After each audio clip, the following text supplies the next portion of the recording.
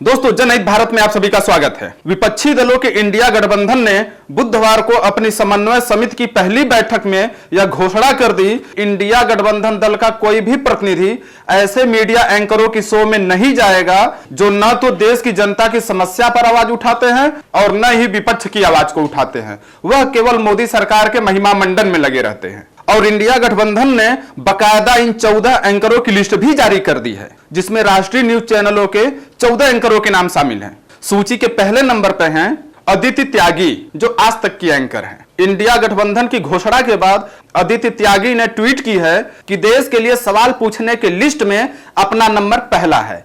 त्यागी किसी से डरते नहीं। तो त्यागी किसी से डरते नहीं, इसका क्या मतलब हुआ? त्यागी शब्द खुद एक जाति की तरफ इशारा कर रहा है। इसका मतलब त्यागी जात किसी से नहीं डरती। जो खुद जाति का पक्ष लेता हो वो क्या देश हित में निष्पक्ष एंकरिंग करेगा? लिस्ट के दूसरे नंबर पर नाम है अमन चोपड़ा का, जो नेटवर्क 18 के न्यूज चैनल के एंकर हैं।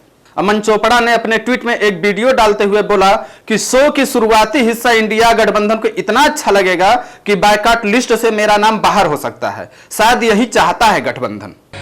शायद यही चाहता है इंडिया गठबंधन लबों को सिल लिया जाए।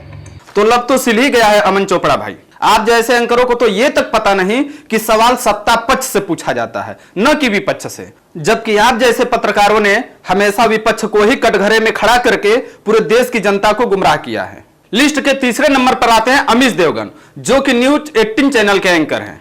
अमीश देवगन ने ट्वीट किया है कि न डरे हैं न डरेंगे, देशद्रोहियों को बेनकाब किया है और हमेशा करेंगे, देश सबसे ऊपर। अमीश देवगन का देशद्रोही कहने का इशारा किस तरफ है? विपक्ष के तरफ, जिसके बिना लोकतंत्र का कोई मतलब नहीं, या सरकार के तीनों काले कानूनों के खिलाफ आंदोलन कर रहे किसानों की तरफ, या फिर देश की मान पूरी दुनिया में बढ़ाने वाली उन महिला पहलवानों के आंदोलन की तरफ, अपने ही देश में अपना मान सम्मान पाने के लिए कई दिनों तक सड़कों पर बैठी रही। अमीश देवगन के लिए जब सिलेंडर का दाम 400 से 1200 हो जाता है तो देश हित के लिए आवाज नहीं उठती। उसी 1200 में से यदि मोदी सरकार 200 रुपए कम कर देती है तो रक्षाबंधन के लिए माताओं बहनों के लिए तोहफा हो जाता है।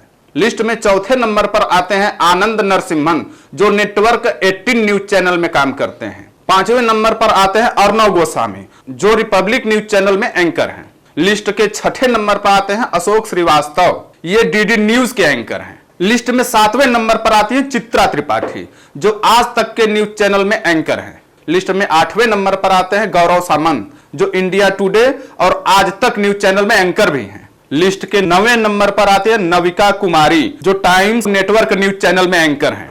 इसी तरह लिस्ट में 10वें नंबर पर आती है प्राची पराशर, जो इंडिया टीवी की एंकर हैं। इसी लिस्ट में 11वें नंबर पर आती है रूबिका लियाकत, जो कि भारत 24 न्यूज चैनल में एंकर हैं। इसी लिस्ट में शिव अरुण 12वें नंबर पर आते हैं, जो इंडिया टुडे न्यूज चैनल में एंकर हैं। इस लिस्ट में 13 नंबर पर आते हैं सुधीर चौधरी, जो आज तक न्यूज चैनल में एंकर हैं। सुधीर चौधरी ने ट्वीट किया है कि इंडिया गठबंधन ने उन पत्रकारों की लिस्ट जारी की है जिन्होंने चरण चुंबक बनने से इनकार कर दिया। अब इनका बहिष्कार किया जाएगा। अब देखना यह है कि भारत की मीडिया इनको क्या जवाब देती है। तो चौधरी जी, चरण चुंबक आप किसके बने हैं ये आपको भी पता है और पूरे देश को भी पता है। ऐसे ही सत्ता पक्ष की चाटुकारिता करते रहिए। इसमें चरण चुंबक बनने वाली बात कहां से आ गई? विपक्ष इसीलिए होता है कि सरकार को गलत काम करने से रोके टोके, विरोध जताए।